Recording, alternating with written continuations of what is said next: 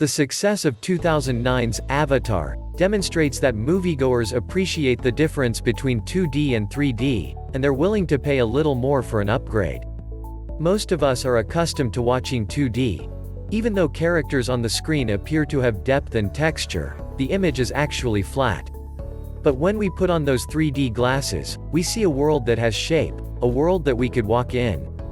We can imagine existing in such a world because we live in one. The things in our daily life have height, width and length. But for someone who's only known life in 2 dimensions, 3D would be impossible to comprehend. And that, according to many researchers, is the reason we can't see the 4th dimension, or any other dimension beyond that. Physicists work under the assumption that there are at least 10 dimensions, but the majority of us will never see them.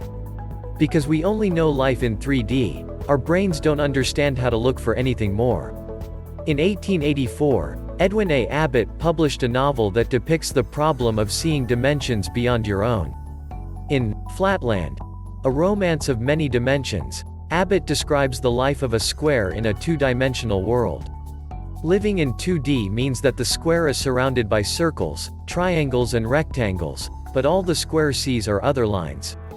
One day, the square is visited by a sphere.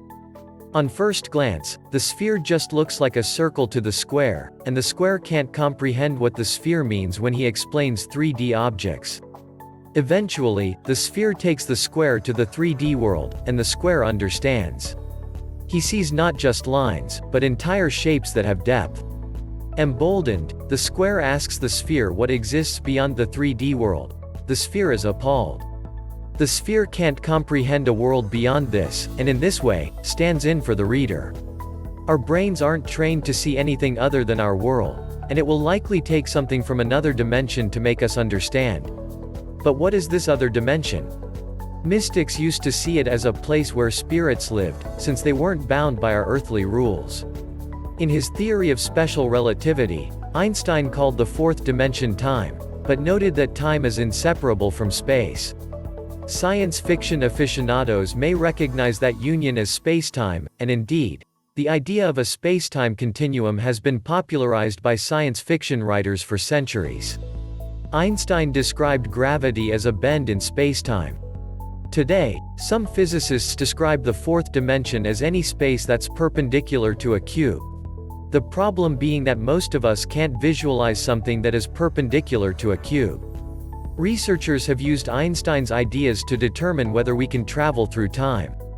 While we can move in any direction in our 3D world, we can only move forward in time. Thus, traveling to the past has been deemed near impossible, though some researchers still hold out hope for finding wormholes that connect to different sections of spacetime. If we can't use the 4th dimension to time travel, and if we can't even see the 4th dimension, then what's the point of knowing about it? Understanding these higher dimensions is of importance to mathematicians and physicists because it helps them understand the world. String theory, for example, relies upon at least 10 dimensions to remain viable. For these researchers, the answers to complex problems in the 3D world may be found in the next dimension and beyond.